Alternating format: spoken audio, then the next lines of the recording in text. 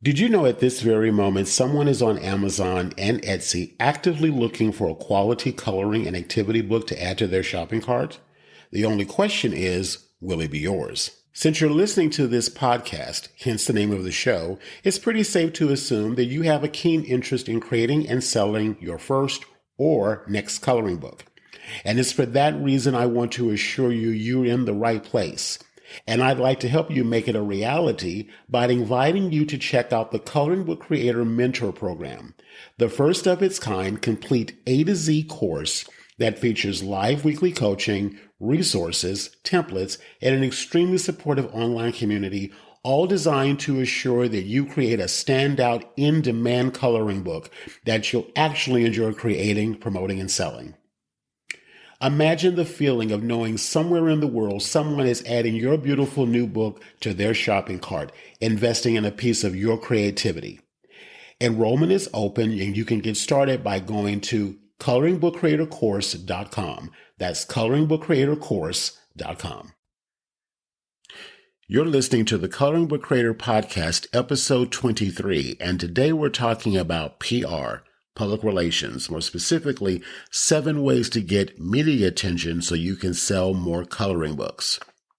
So if you're curious about how partnering with the media can dramatically increase sales of your coloring book, like my guest Sheryl Bass, who sold over 400 copies of her self-published book, grab yourself a notepad and a cup of tea and be prepared to take a lot of notes because this is the episode you want to listen to. So thank you all so much for listening, or if you are on YouTube watching today's video. I'm really excited about today's topic because I know as a 3-time self-published author myself, the importance of getting the word out. It's one of the things that we as authors struggle with the most, is getting the word out consistently about our books, because it's in getting the word out is that the books will start to sell. Now, for the topic of today's podcast episode, Sheryl Bass reached out to me a few months ago to talk about her book and her children's book and her results that she's gotten. And again, I understand the power of public relations and PR, but again, I know that can be daunting, especially when you don't know the first steps in how to even pursue or do that. So when she reached out to me and I saw her book and I saw her results and I saw the things that she was sharing and what she had done, I knew for you all as my listeners in the coloring book creator community that this was something that was definitely needed. So again, we had a wonderful conversation between the two of us a little earlier and got to understand her process more and what she's doing and the things that she's done that's helped her sell over 400 copies of her book in 6 months.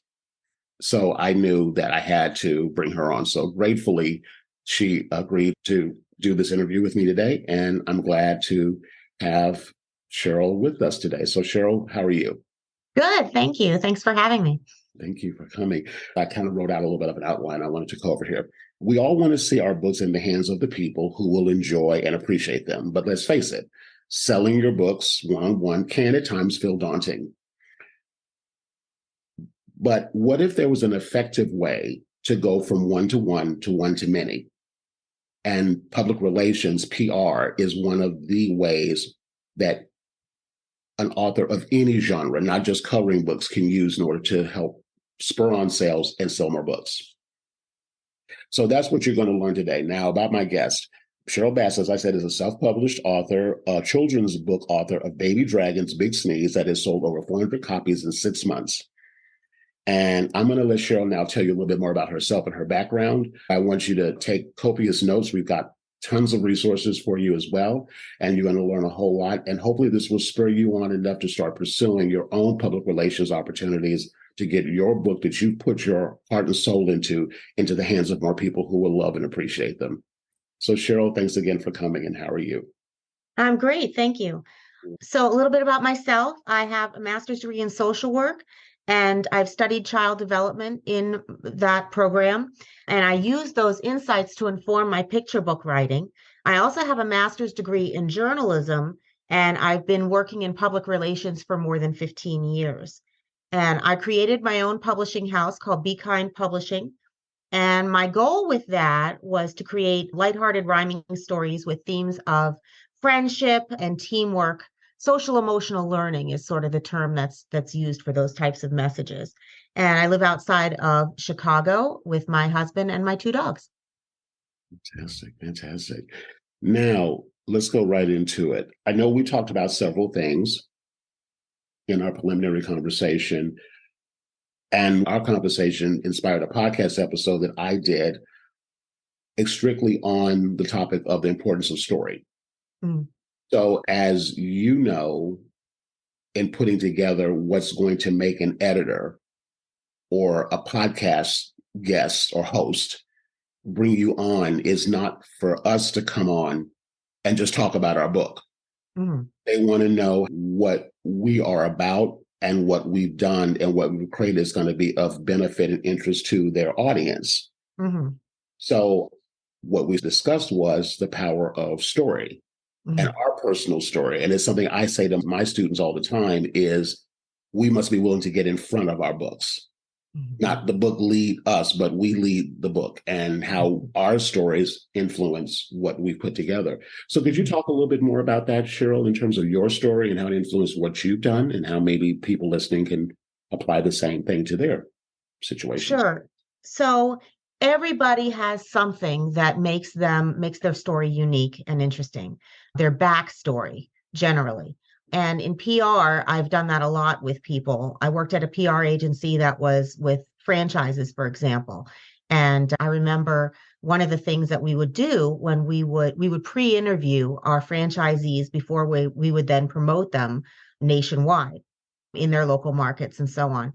And we would ask them certain questions to try to get to the heart of some things that might be interesting to a reporter. Are they a former member of the military? Are they starting a new business over the age of 50 or under the age of 30? Are they involved in any kinds of partnerships with nonprofits or anything like that, or causes, social causes that reporters may find interesting? Well, I had this conversation with this one guy, and I was trying to promote a company that he worked for that had to do with cleaning out the hoods of the grease hoods at the top of when you're cooking in a restaurant. Not a very sexy concept to try and get a reporter interested in.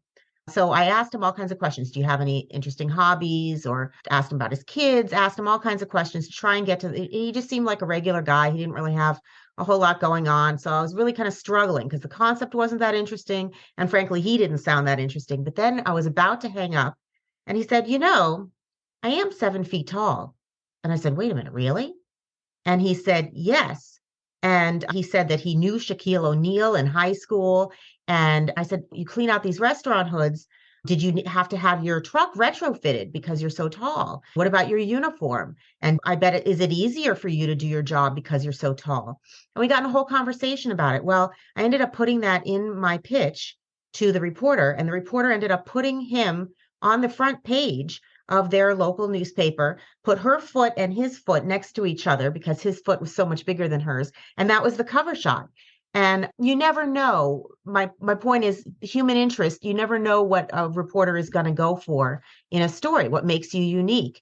There was somebody else who I was pre-interviewing before I was going to pitch them, and they had recently adopted 6 children. And that had nothing really to do with the story itself or what they were promoting, but the backstory of the person was so interesting to the reporter. It made them want to support this person and get the word out about them in the community because they thought that was so nice that they adopted these 6 kids. So you never know what kinds of, if you're doing some kind of community involvement or some kind of a partnership, something that may make you unique to a reporter. So think about that. So when I'm pitching myself, like just when I introduced myself here, I talked about my background in social work and how I learned about child development and how that informed my picture book writing, and then my journalistic background and my PR background. And so I put that together in how I was presenting myself. If you have a background as a former teacher, or you have several young children and you're doing these coloring books, or other types of background with illustrating and so on, that those are the types of things that are nice to put in a pitch and or a press release. Because there are a lot of coloring books out there, but what makes you unique, there's no one else that's exactly you. So don't be afraid to be a little vulnerable. For example, one of the reasons I decided to self-publish my picture book when I did was that my father last year, unfortunately, was dying. And I wanted to have I wanted him to be able to hold my book in his hands before he passed away.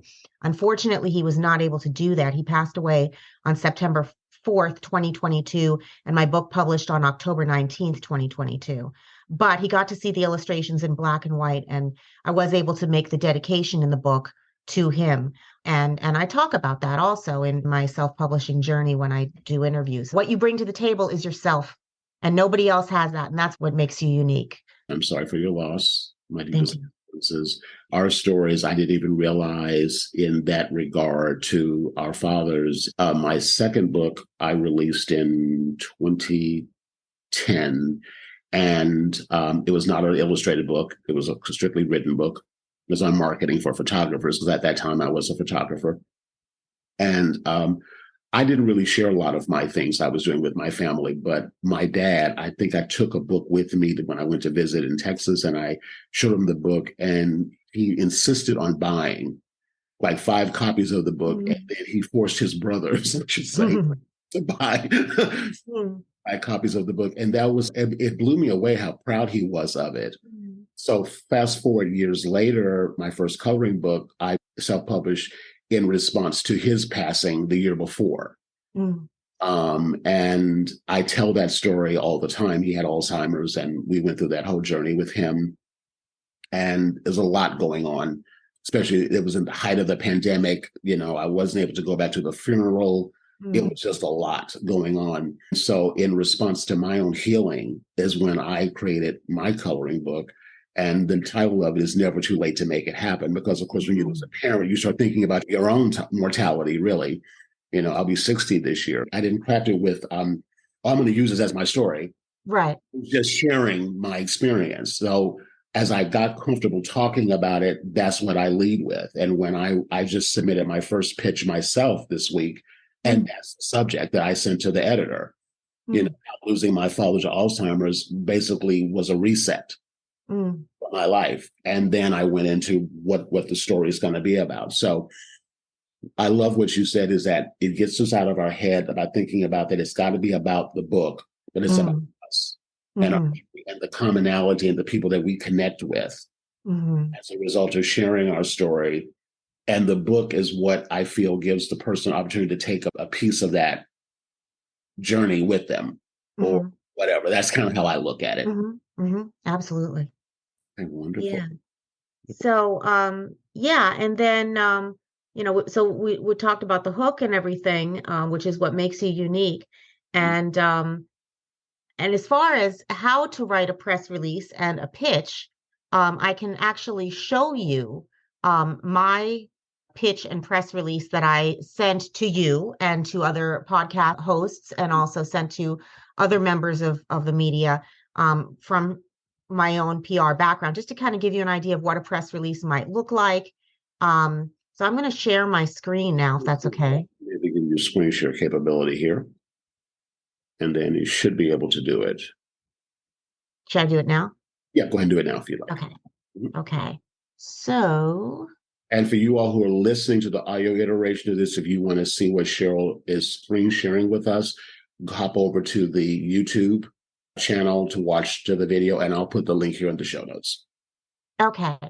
So the pitch, usually what I do is when I write a press release, I start with what's called a pitch, sort of an informal paragraph or so to the reporter explaining, it's a preamble before the formal press release itself.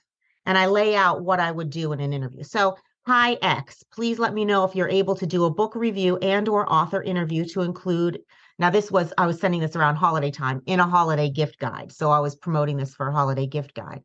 But, and then I give a synopsis of my story, or you would give a description of your coloring book. And so I say, when a young dragon accidentally burns down a village with a fiery sneeze, the townspeople are angry. The dragon fears for his life until a brave little girl enters his cave and learns that the poor dragon is sick.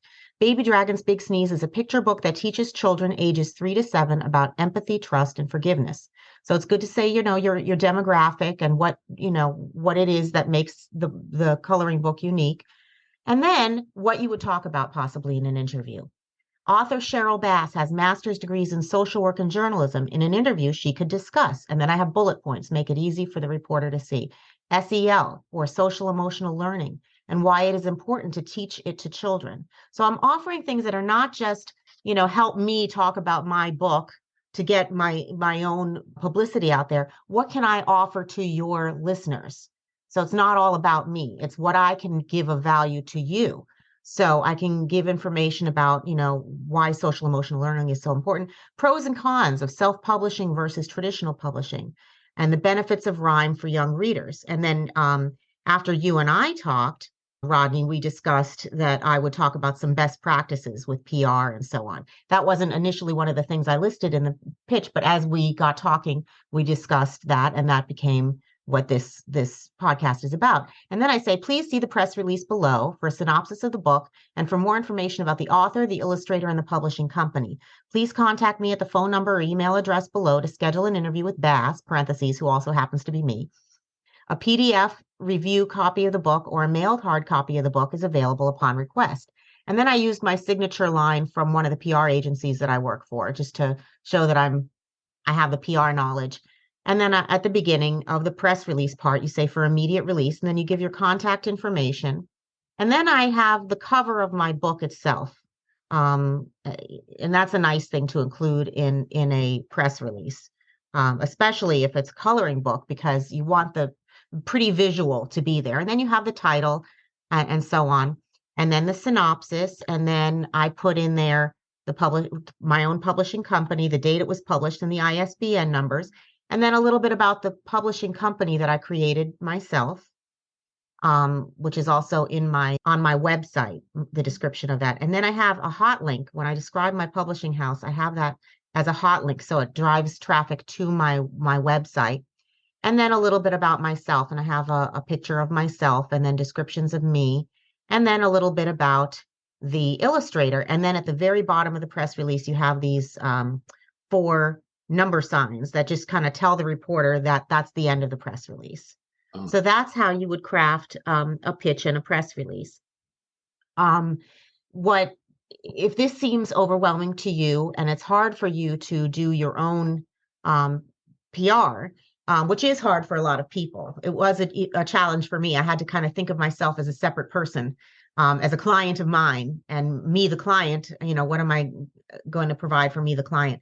So, but if that's hard for people, I would encourage you to look for a PR agency, particularly a PR agency that specializes in book publishing. And promoting people. They know the industry, they know all the players, they know the reporters that write about these things, they have the databases and the contacts and so on. And so to save yourself time and headache to try and figure out how to write your own press release, Claire McKinney PR, that's one of the resources that we're going to have up on the screen at one point. There's several resources I'm going to discuss here, but that is that's one of the resources that you could do for doing a press release. If you want to do this yourself and find your own contacts, you could go into Google and type in something like ABC affiliate in whatever town you live in, then CBS affiliate in whatever town you're in, and then go to those websites, scroll all the way to the bottom where it says contact us, and go to that main, go to the page there and send to the features editor, feature reporters, possibly business reporters, local news, those types of people, each individually, and send them the pitch and the press release. And then you can also look up lifestyle magazines in your town and newspapers in your town. And then you can also, go into a Google search for podcasts about writing or podcasts about publishing, podcasts about coloring books, podcasts about parenting, children, those types of things. And then do the same thing. Go to the bottom where it says contact us, and then approach these people and send them the pitch and the press release, and follow up with phone calls. And that's how you would do the PR piece yourself. Wonderful. Now, you said something which I'm so glad that you brought a point up, and I was going to say this to listeners. When you think about, okay, who am I going to send this out to? It can feel daunting, and I don't know about other people, but I know I can think about, okay, the bigger players, like the bigger publications or podcasters or whatever.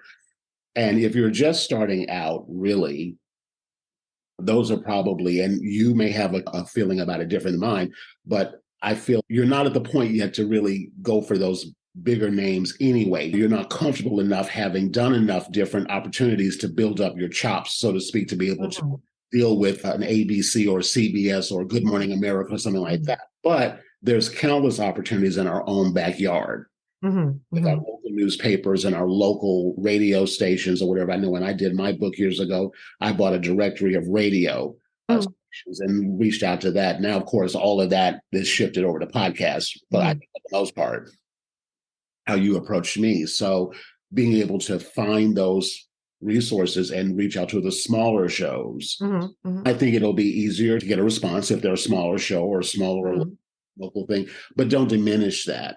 But mhm, that there's nothing there because they're too small, mhm, of a show. So I'm so glad that you brought that up about starting locally and then mhm. Right. And sometimes you can actually get more. I mean, it may sound impressive to say that you're on the Today Show and put that on your website or on New York Times or whatever, but sometimes you can actually get more sales and more reviews and money in your pocket and things like that from the local stuff, because you're a member of the community and they want to support you. So, they're affiliates. So there's ABC, what we know of as ABC and NBC and CBS, which are the national, but then every state, every town, every city has those local affiliates. And that's why if you type in ABC affiliate I live in McHenry, Illinois, ABC affiliate for McHenry. So that would be the Chicago ABC station, the Chicago NBC station, and those call letters and so on. And so then I would go to those websites. So yes, that's how I would do that. so in terms of doing a search on Google for someone who's just listening to this, so they would type in ABC affiliate, and then you said their city. Yeah, in whatever their city is that they live in, or Okay.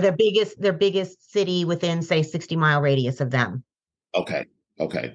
Then go to So, scroll to the bottom where you see all the contact information. That's where you can find the name of a person that you can contact. In regards to sending out your pitch or your mhm. whatever, what's the timeline for following up? Hmm. You reckon? That can vary. I usually I'll send, I mean, everybody has their own way of doing this. If you talk to three PR people, you're going to get three completely different responses on how people have their own style with this.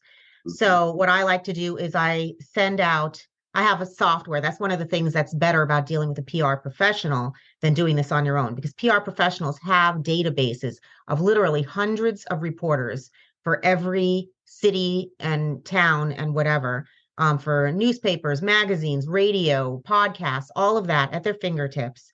And they can write the pitch, press a button, and it blasts it out to over 100, 200, however many people, and it changes the name automatically. So the person reading it thinks it goes just to them. So, dear Rodney, dear Cheryl, dear whatever. And then it's got that pitch in there.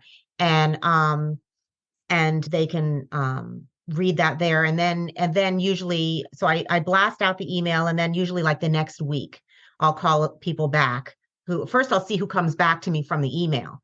Mhm. So then I call people, and there's also differences among PR people about whether you leave messages on voicemails. I definitely leave messages on voicemails because most of the time reporters will screen their calls.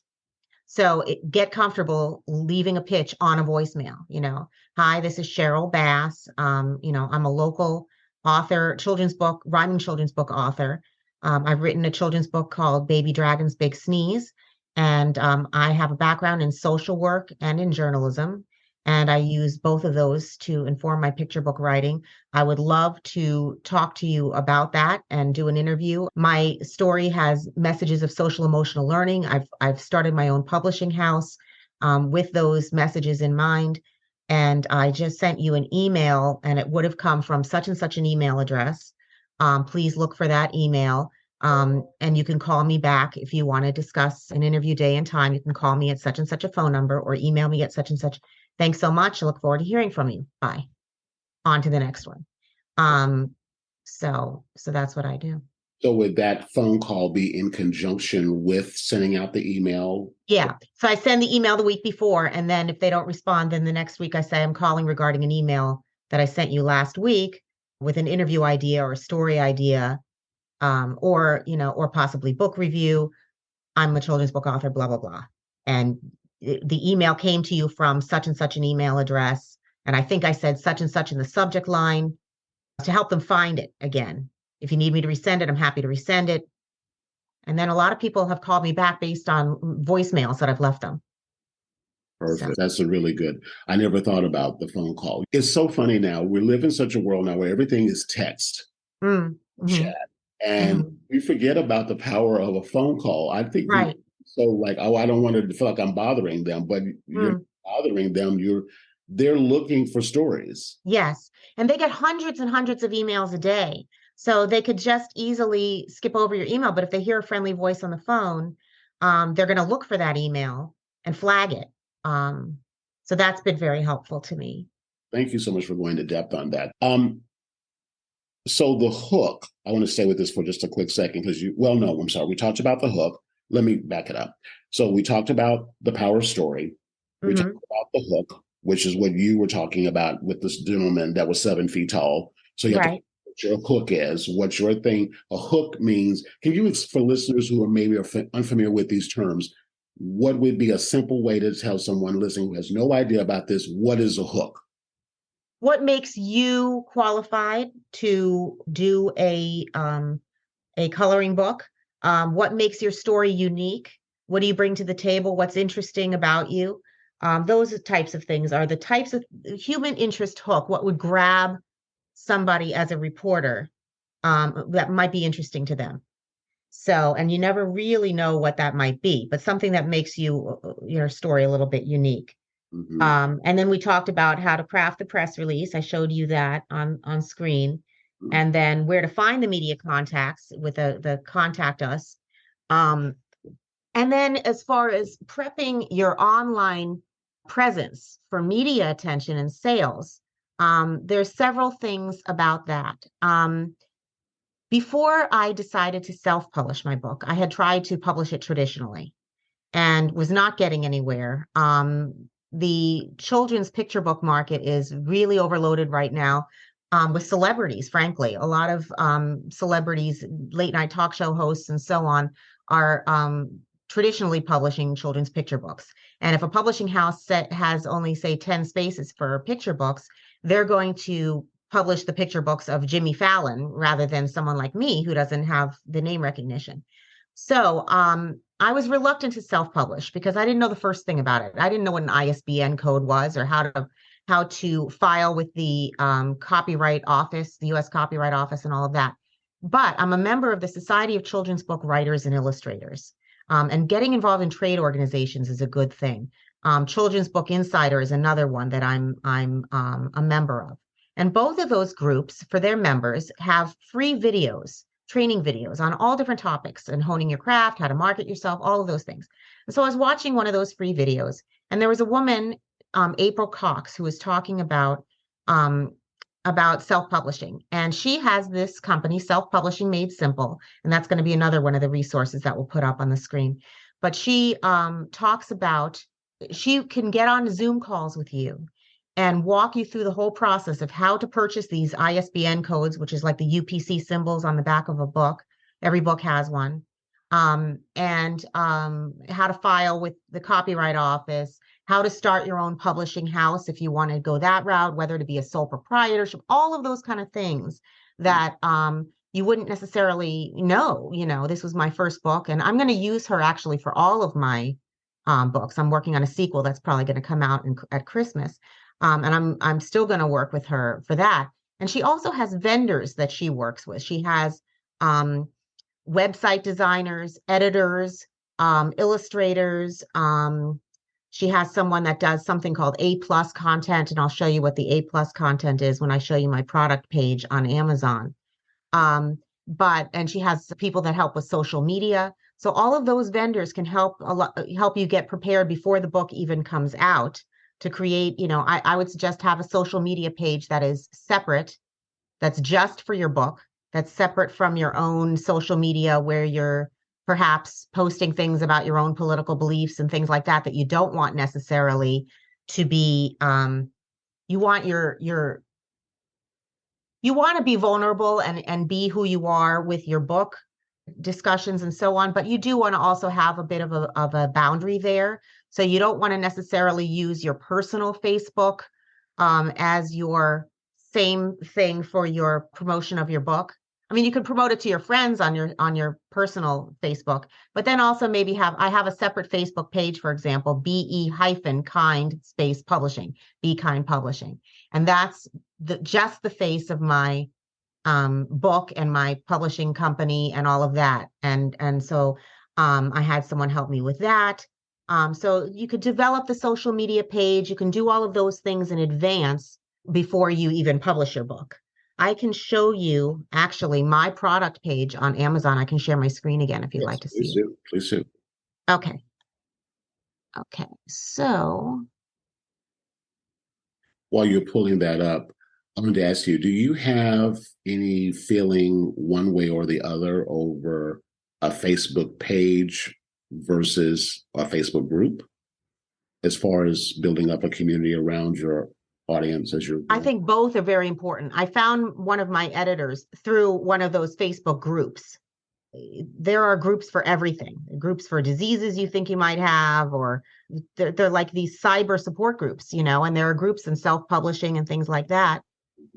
For some reason, it is not coming up here, my product page. So if you go to Amazon.com and then you type in to the search at the top, Baby Dragon's Big Sneeze.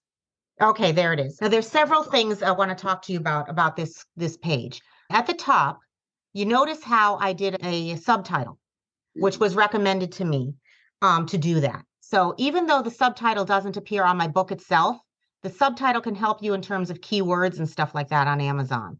So April, we did a lookup of different terms that do really well. And empathy and trust were words that do really well in terms of getting people to want to buy a book. So we added a picture book about empathy and trust for children ages 3 to 7. You can have a subtitle, even though that's not in the book itself. You have to also make sure that the cover is attractive to people, which I think it is. I loved the illustrator that April, it was one of the ones that April recommended to me. And then you scroll down and you have your description. Okay, click where it says read more, please. Okay. And so it's good to, now if your coloring book has some text to it, or something about that makes it unique, or it's a full-on activity book or whatever, you can say something about if there is a plot in that goes along with you can explain what that is, or what makes it unique, or why people would want to use this coloring book. This is where you're really trying to sell it. So a sweet story for dragon and fairy tale lovers with themes of friendship, empathy, and forgiveness. And we chose those words carefully, friendship, empathy, and forgiveness, because those words April was able to research and they sell well. A sick baby dragon feels terrible when his fiery sneeze causes problems for a neighboring village. Can they forgive and find it in their hearts to help the little dragon? So a cliffhanger, what's going to happen? Follow one brave little girl who enters his cave and confronts the dragon. After learning about his plight, she advocates for him with the townspeople. It will take problem solving at its best to prevent further destruction and heal the ailing dragon. Baby Dragon's Big Sneeze is a perfect springboard for discussions around. And then I have bullet points: found family, building trust, love and kindness, helping others, sharing, reserving judgment, accountability, making amends. Grab your copy now, a perfect addition for every home and school library. So that's my description. You want to make sure that that's really compelling. And then if you scroll down further, if they show products related to that. Okay, now here, see where it says from the publisher. This is called A+ content. And April has somebody that she works with named Holly, who makes these things that go on you don't have to have them on your product page, but they can really help your book sell. And this is the A+ content. So they're these big images with text. One big sneeze changes a dragon's life, and it uses a picture from the story. And then scroll down a little bit. And then another one. And every dragon deserves a chance. And then just to grab the eye of the reader, have as much on your product page as possible. And then scroll down a little more. Young readers learn along with the townspeople that just because someone is different doesn't mean they're bad, and that everyone makes mistakes. and then scroll down a little further. Let your child's imagination soar as they learn valuable life lessons with a fun rhyming story and delightful illustrations. And then, so that's the A+ content that you may want to consider getting on your product page. And then if you scroll down a little further, I also have editorial reviews. So I signed up to get reviewed by some reputable review companies. And then if they give you a good review, then you can put them in this area of your page called editorial reviews. So I got a 5-star book review by Reader's Favorite, and they also gave me this little, it looks almost like a little medallion that goes on the front cover of my book. And I was able to put that on there too, that shows that got that review. So that's an editorial review, which carries a little more weight than just customer reviews. And then scroll down a little further, please. Okay, now if you click on this video for this product, you wouldn't necessarily do this for just a coloring book that does not have any text. But if you have something that has some kind of a plot and text and so on, that this could be really helpful. It's a trailer. And I actually brought this trailer with me when I went to an education conference and had a booth there. And I had this trailer. It's a 40-second little advertorial video for my book. And I had it running on a loop. And it has this Celtic music. I don't know if you have your sound turned on or whatever for this, Rodney. But oh, you're not hearing the Celtic music. Oh, you're not. Okay.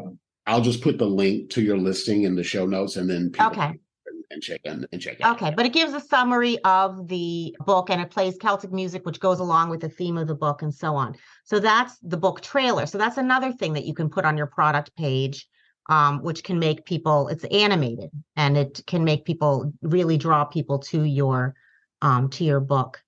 I mentioned also having a booth at education conferences and perhaps parenting fairs and things like that. Also possibly bookstores. Now, if you are self-publishing your book, it might be a better idea to actually go to a bookstore rather than just sending a pitch saying, I've self-published this book and so on, because it's getting better, but there's still somewhat of a stigma sometimes among certain bookstore owners and people about self-published books. They don't realize how good the quality is and so on. So if you actually show the book in your hand and it looks very professional, well bound and so on, and you show it to the owner of the bookstore and you say, hi, I'm a local coloring book author and I want to do a book signing here, you can do that. They might be more open to that if you actually show them the book itself. And if you go to bookstores and you have your coloring book, you can have a couple of pages, have crayons and have some pages that kids can color while they're there, have some kind of an activity that kids can be doing. What I did when I went to a bookstore and when I also had a booth at this education conference is I had bookmarks that were made that had a QR code that people could use to go to my website. And it also described my book a little bit and said where you can find it on Amazon and what my website was and so on. So Google education conferences to have a booth, look up local fairs, either art festivals or coming on summer. Maybe there's more of those outside art festivals and things like that. Join those Facebook groups on self-publishing or on coloring books or whatever. You never know who you're going to find there. Like I said, that's how I found my editor, and she's great. School visits, that's another thing that you can do, and be creative. For example, for a school visit, you can partner with someone who bakes cookies locally. And every child, make sure it doesn't have peanuts or anything that people are allergic to, but partner with them. Everybody gets a cookie and a coupon for a free cookie. You read the book or you show the book. And one of the other things that's really important is reviews. I have 166 reviews right now on my Amazon page. Getting some reviews beforehand can be a good thing before you even put it on the Amazon page. Having people that you know, or you reach out to some people and have them read it beforehand. And then when you're ready to put it on that Amazon page, you get that first 15 reviews right away. I want to ask you a question about that. Now, I've been under the understanding that Amazon wants to verify that the book was purchased by the person who's writing the review. And it doesn't necessarily have to be that, actually. It There are verified purchase, it'll say verified purchase next to it, but there are people that if you have Kindle Unlimited, that just review it and they don't necessarily have to purchase it to review it. And there is actually one of the ways to get reviews is there's a website called puppy.co, and they have a really interesting process there. What you do is if you choose to do an annual membership, it's about $200, which I think is totally worth it. And you pay that and you get this currency unique to the website, to this app called Snaps. And you exchange these snaps for reviews of your book. And you review other people's books and then you earn snaps by reviewing other people's books. But it's not a quid pro quo. So it's not like, Rodney, I review your book and then you review mine back. Rodney, I would review your book and then you'd review some person X's book and then they review somebody else's. So it's not breaking the rules of Amazon. And the fact that it's not an equal quid pro quo is really good, because if I gave you not a great review, you're not reviewing mine and looking out to get revenge and give me a bad review back. You're reviewing somebody else's. So Right. you earn these points that you can then exchange for more reviews of your book by reviewing other people's books. And the nice thing about this is it tells you on the puppy.co page how many pages or how many words each book is. So you can choose other books to review that are also coloring books or are short picture books or children's books. So you're not reading like a 50,000 word tome just to get an exchange to be able to get a review for your book. You can read other things that are short, comic things or whatever, which is a good idea anyway, to see what else is out there and what other people in your genre are doing. And then you'd review their book, and then somebody would then in turn review your book. Another way to get good reviews is at the beginning of your book to put something in there saying, especially if you have like an ebook version, if you enjoy my book, please consider giving it a review on Amazon, and put that at the beginning of your book. And also there is a way with Amazon there's something called Look Inside, where you click in Amazon and it has Look Inside. You can set that at like 40%. And I would do that, especially if as a coloring book writer, because you want people to see the beautiful coloring images that they can color. So if that allows the potential buyer to see 40% of your book in the Look Inside preview, and then they can review it based on that Look Inside. So that might be a nice way to get some reviews initially as well, too. So that, yeah, that's something that like I understood is that you basically Amazon, it was Amazon's rule that they didn't want people gaming the system by just getting their family and friends to go on and write reviews for the book when they don't actually own the book. Right. Well, and they do have some of those things in place. So, for example, my last name is Bass, Sheryl Bass. So, I people in my family, their last name is Bass. I didn't change my last name when I got married. So, I have a feeling if they were to use their real name and they put a review on, it probably might flag it. April, who's my mentor, is not able to review my book because they can see that she's been going into the back end and messing with my ads and things like that. So they know that she's my mentor, and so they won't allow her to review my book. So there are certain things like that. But if you go and look into my reviews, not everyone is considered a verified purchaser because they can review it, because with Kindle Unlimited, they can review it by looking at it for free. And they're not a verified purchaser. They're just looking at it for free, the ebook, and reviewing it that way. Okay, that's what I was getting ready to say. So the authors who are listening to this, who currently have books already on Amazon that are print only, would they have to do a Kindle digital version of it to be able to get people to look at it, to write the review? I just want to make sure. Not necessarily. They can do things like Puppy and then the .co, and then there's also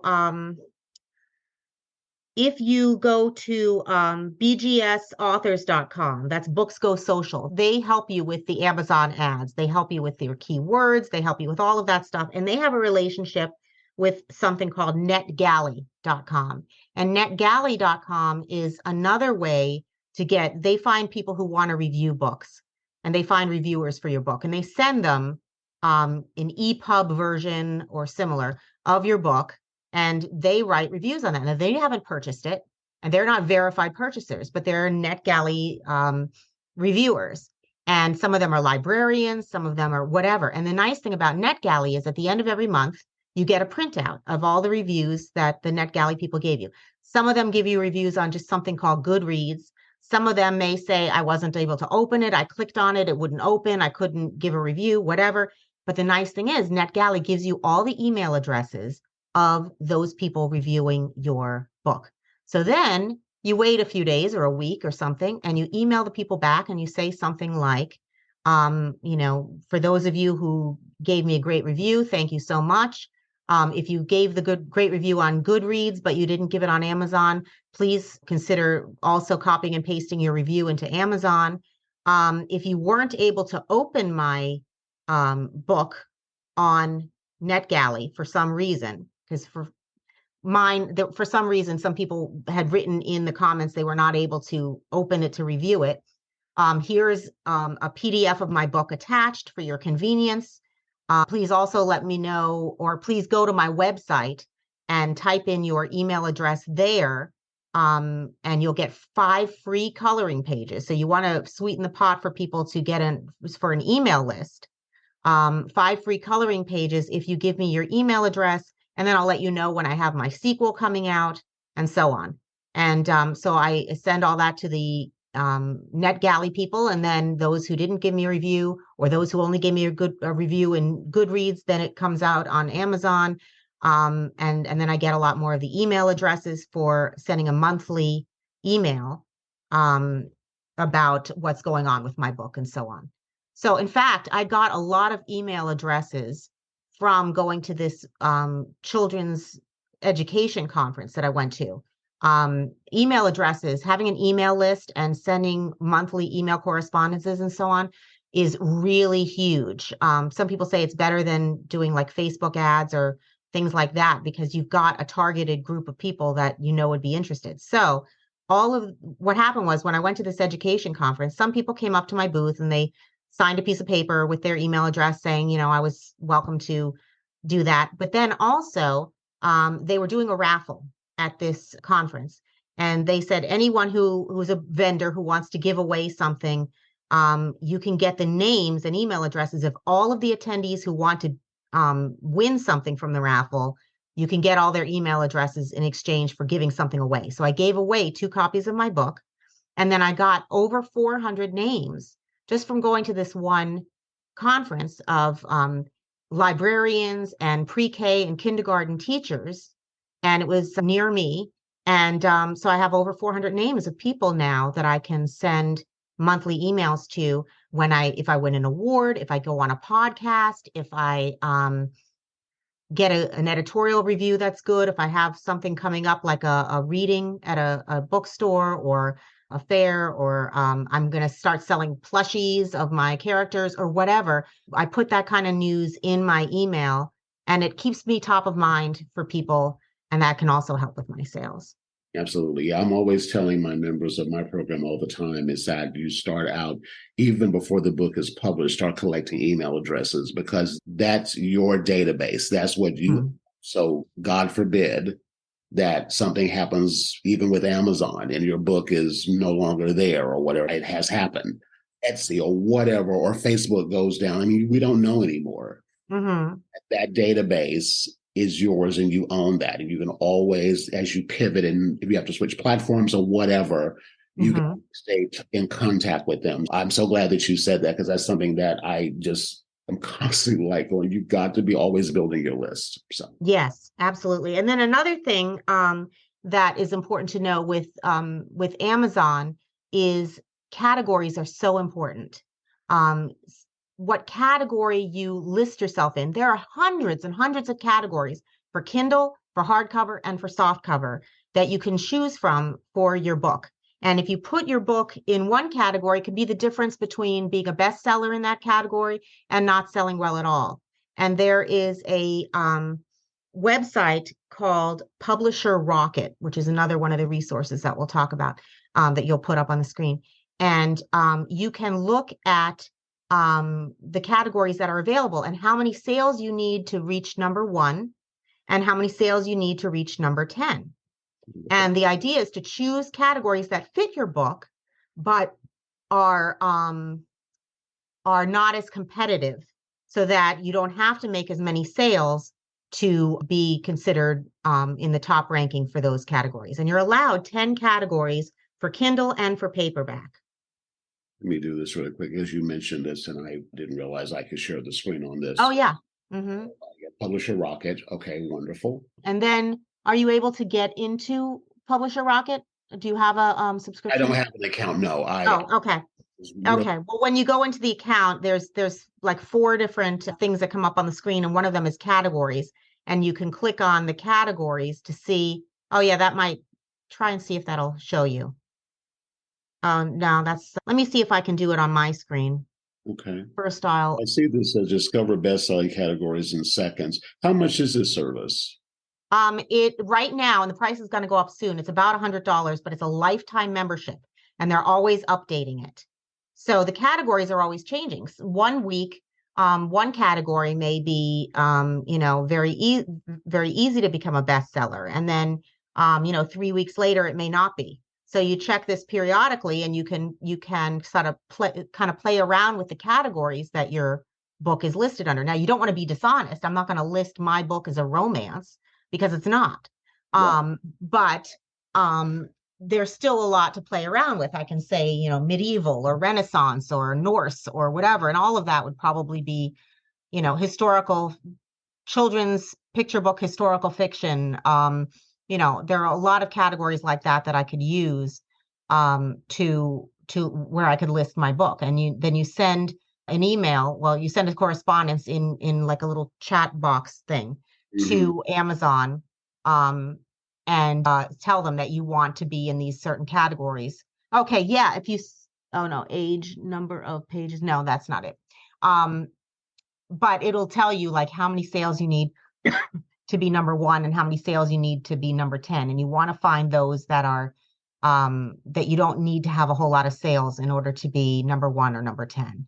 How many categories can you be in at any one time? You can be in up to 10 categories for Kindle and for paperback. Generally 3 categories for hardcover. Okay. Other question. You mentioned Kindle a couple of times. I've never, ever, I've published digital Kindle books, but I don't necessarily see that as an option for coloring. Unless, you can do a PDF iteration of your book, which someone can open up and use. I think there's one called Good Notes, or there's actually coloring apps. We can actually do that. But I think that's for digital coloring, which most people want to actually have the physical copy in their hand. Right. I've never seen anyone publish a coloring book in a Kindle format that's sold as a Kindle, because you can't even print it. Right. Well, it would be Kindle Unlimited, which would be free to look at for the people who have Kindle Unlimited. And that would be more for if you have a coloring book that also has some text, that has a plot or a storyline or something like that. And people would look at that for reviewing. People would go to the Kindle so that they could review it.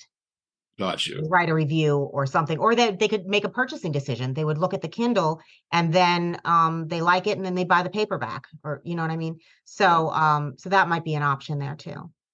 Okay. Let's see, there was another question that I had that you brought up, but I wanted to we were at the sort of the tail end of our conversation, and this was amazing. I'm so glad.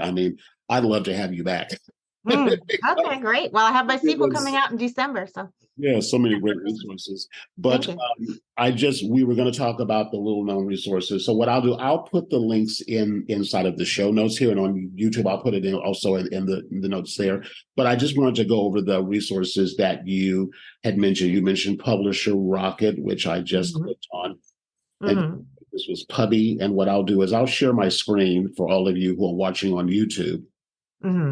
to see the resources that Sheryl has mentioned. So here's Puppy, and this is the one for reviews. Yes. Mm-hmm. Okay. And you can try it for free. And what's the pricing on this if you want to stay? If you want to stay, it's about $200 for the year. For the year. Okay. Uh-huh. And about 100 of my, almost 100 out of my 166 reviews came from Puppy people. And a lot of them came also from NetGalley. Those two places are where most of my reviews came from. Let me stop sharing. I'll pull up NetGalley and then show everyone that one. I think I have that in my, yes, I do. I have it here. Share screen again.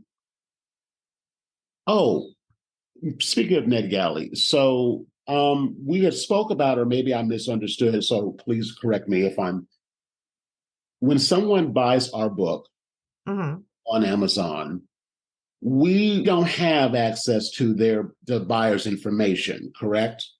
Right. The only place that you have the information about the buyer is through NetGalley. At the end of every month, they send you the name and the email addresses of the people that are reviewing your book. So then you can make the email list with that. But I usually email the people back, and in that email, I say, thank you for your review, blah, blah, blah. If you'd like to be part of my mailing list, please go to my website and then you can get the download the 5 free coloring pages. And then you'll be on my email list. You always want to offer something to people for giving you their email address to use in that fashion. So just so I'm clear, so NetGalley will supply us with the email address and contact information of the book reviewer, not the book buyer. Right. Okay. I want to make sure I'm clear on that. Okay, great. You also mentioned to me, let's see, was this Story Origin? Yes, let me share Story that. Origin, I haven't started using yet. I'm not sure whether I'm going to use it. I have had, but what you can do is you can find reviewers and you can exchange email lists and things like that with this. So I need to I need to go through the tutorials and figure out how to use it myself. I think it was $100 for a year. Mm-hmm. But I had somebody tell me someone advised me don't do email list trades because some people may be upset. They agree to be on your email address, on your email list, not to be on somebody else's. And so trading of email lists, but there's group promos and things like that you can do through Story Origin. And unfortunately, I don't know how to do that yet. I need to go through the tutorials, but that's another resource out there for getting the reviewers and getting people on an email list for you. Okay. Then let's see, there was one other one several that you mentioned. Oh, was this BGS Authors? Yes, that's Books Go Social. They're the ones that help with the Amazon ads. So if you work with them, they can hook you up with NetGalley. They have a relationship with NetGalley. And they can help you with the wording of your ad, with how many keywords with the keywords you're choosing and the types of ads you're doing and all of that. They go in the back end and they look at your ads and optimize your ads for Amazon. I want to talk about this for just briefly for a minute. I know that's not the total focus of the conversation, but are you talking about Amazon ads? Yes. Okay. And are you currently using or have you used Amazon ads to promote your book? Yes. Uh-huh. And have they impacted your sales and in a positive way, or what's your impression about them? Yes, absolutely. They have impacted my sales. I just finished taking a class on doing Amazon ads, and there's 4 types of Amazon ads. I have started with 2 of the 4 types so far, and I'm going to have a one-on-one session. The class is almost finished. It was a 6-week class that I took with someone. And then I'm going to have a one-on-one with her where she's going to help me build the other 2 types of ads. But she is an alternative to Books Go Social. She is an individual person that helps people create and optimize their Amazon ads, and it makes a huge difference. It absolutely can help you really increase your sales to have really good Amazon ads. I'm very familiar with Facebook ads. I've run Facebook ads myself for years. And I'll admit, when I first published my book a couple of years ago, I did test out Amazon ads for a hot minute. I didn't keep it up long because I felt, for me personally, that for the amount that I had invested in the ads and then the ROI on the book sales itself, it seemed like it wasn't really balanced, or it wasn't really, like, for me, from my experience, and that's why I'm so glad that we're talking about this from your experience. I don't want to use the word internet marketers, but I'll go there. Pretty much what I see, internet marketers, or people who use internet marketing to what they call a book funnel, will sell the book as a way to then stair step people into their higher ticket level opportunities or offers, whatever the case may be. So they're almost willing to lose a little money on, or some money on, the book, because they have something they want to ascend people into that is more higher ticket. Okay. What the concern was with coloring books was, because of the percentage that we get to keep, are you just breaking even? Are you profiting? Does it really at sales that much? And so I'm so glad you brought it up, because I've not touched that really, because I didn't really fully understand them. I know Facebook ads, but I wasn't sure with Amazon ads, is the ROI really there? Right. Well, there's two things about Amazon ads that make them in some ways stronger than Facebook ads. One is that people are going to Amazon to buy. They're already in a buying mode. So if they see an ad for something, they're already in the mode. People go to Facebook to show pictures of what they ate last night. They're not necessarily there to buy. They're not in that mindset. So it's not as targeted. And then also the other thing with Amazon is it's a pay-per-click kind of a thing, and it's bidding. So you win the bid and you can change the bid amounts so that you're not spending too much. There's even a calculation called ACOS, ACOS, which has to do with like what you were saying, if you're breaking even, how much you're spending on the ad versus, and it has to be 50% or lower. And you can mess around with your keywords and mess around with certain things of who you're targeting with your ads and your search terms and all of these things in order to make sure that you're optimized well, so the ROI is coming out in your favor. But the nice thing about Amazon is you're only spending when those impressions turn to clicks. Whereas I think with Facebook, you're just paying just to have it there, just to have it appear. Right. It depends upon what you choose as your objective, but because it depends on if you're going to pay for traffic, if you're going to pay to, and of course, and I totally agree with what you're saying, is that Facebook, or all of them, they don't want us to take what they consider their customer out of their container. So if I run a Facebook ad, but I'm sending them to Amazon, they're going to charge me more for that because I'm taking them out of Facebook. So with Amazon ads, of course, it would make sense that you probably would be spending less, because you're going to keep the person in Amazon. And even if they don't buy your book, they'll buy something else because they're already on the platform. But I just wasn't sure if the numbers lined up with what you invest to what your profit. That's why you have to go in like weekly and optimize your ad, or hire someone to be your ad person. For a children's picture book, with the paying of the illustrator and everything, it's thousands and thousands of dollars. But you almost have to be prepared to spend about that much, at least for your first book when you're starting, on the marketing, as well as what you're spending on just getting it out there, because there's so many thousands of books out there. It's like if a tree falls in the forest and no one's there to hear it. You can have this great book, and if no one buys it, no one sees it, that's not going to do you any good. So, but one of the best ways also of getting your book seen is having a sequel, or doing another edition or whatever, and just building up your name as an author. Yeah, so, together. And I always say too, to all of my members as well, is that your book is not only an income source, but it's also a marketing tool. So you've got the real estate in there to put pages, links in there to your other things, to your social, to your other books that you have, to your website, to whatever. I mean, the beauty about QR codes, because they've got a physical book in their hand, they can just take a picture of it. You can send them to a Linktree page where they have a directory of all the different things that you've got going on, the ways that they can connect with you. If you have an Etsy shop, or, I know a lot of my students now are taking some of their illustrated designs in their book and they're putting them on products. So ancillary ways to generate income in addition to the physical book. I did want to say this to you, which you mentioned a moment ago, about bookstores. One of my members actually has sold her book, Grassroots Marketing, face to face, talking to people. And she walked into a Christian bookstore, not thinking at all about promoting her book. But Mm-hmm. one of the things that I tell all my members to do, I says, carry your book with you all the time. Yes. Mm-hmm. All the time, carry your book. Mm-hmm. So she was there not thinking about, she didn't go in there with an agenda. And she's having a striking up a conversation. She pulls out her book to pay for something else and like, oh, what's that? Now the Mm-hmm. book is in the store. Right, right. And to keep an open mind about that, there are museum gift shops and that you don't even think of as a place where they may want to have your book, you know? So yeah, keep an open mind about all of that. Yeah, in my car, I keep hard copies and paperbacks and my hardcovers in my car.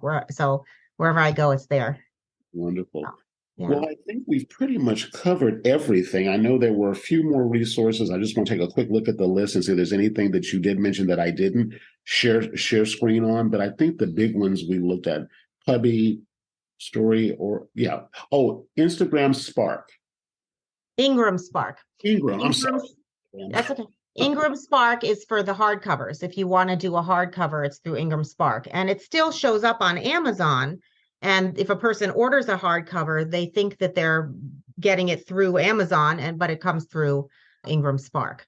So so that Ingram Spark allows you to sell your book at barnesandnoble.com, target.com, walmart.com, some of those other things as well. So it's it's available for order and so on, either online and through those. So it actually made it easier for me to do a book signing and reading at a Barnes and Noble, because it was something that I could say it's actually in your system. It's in, if you go to your barnesandnoble.com, it's there. It wasn't in their physical store. I brought copies and I sold them there. I had one of those things that you put on your phone that you can take a credit card with or whatever, and they let me sell my book there. But and it helped, bring people into the store. I promoted it. But yeah, so that allows you to sell it to other entities other than just Amazon. Amazon. All right, wonderful. And let's see, there's a couple of more, two more pages that you shared with me. Now, this here is your page. Yes, that's my website, www.be-kindpublishing.com.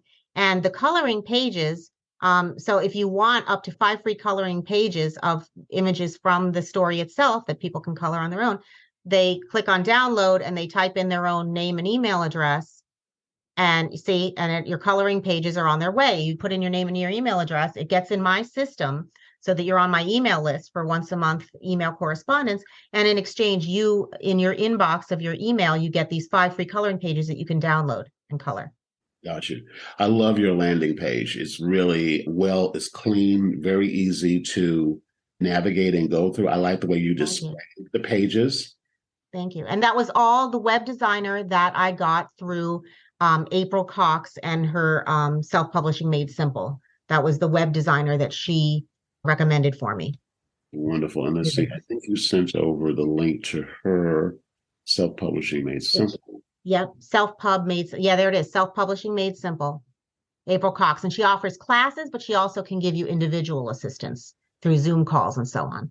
Wonderful. And let's see, was there any other sources that I didn't share? Oh, Claire McKinney Publishing. Yes. That's the PR agency that I've worked for since 2017 that specializes in promoting people's books. So I had been doing PR for over 10 years by that point, but having a PR person that specializes in book promotion can be really helpful. So whether it's Claire McKinney PR or another PR agency that specializes in book promotion, that can be very helpful when you're starting out. This is wonderful. Well, Sheryl, I have to say, I'm just beyond thrilled to have this conversation. I've learned even more. It is, I say all the time, it's a continuous process. We're always learning new things. As you're listening, you might feel like, oh God, I don't even know where to start with all of this. So if someone's asking themselves that question, out of everything that we've shared today, all the resources and from beginning to end, what would you say would be the first step that someone listening who may be feeling a little overwhelmed, what do they start with first? You could start with maybe joining some Facebook groups for self-publishing and things like that. the top three, I think, would be, finding that mentor person, Self-Publishing Made Simple, or someone else, joining some associations and watching some videos. There's so many free videos on self-publishing and book publishing and mentors and things like that people can do. So yeah, finding your mentor and then getting that website, getting that separate page for yourself on social media. And get that all set up preferably before you publish your book. Those are those beginning things that I would start with. Find your community, really. You're not on your own. Self-publishing, basically, my main thing to convey is it is a misnomer. You're not sitting alone with a big, thick tome saying, self-publishing for dummies or something, trying to figure out how to do this by yourself. There's a whole community of people that have advice. There's mentors. There's people who have done this.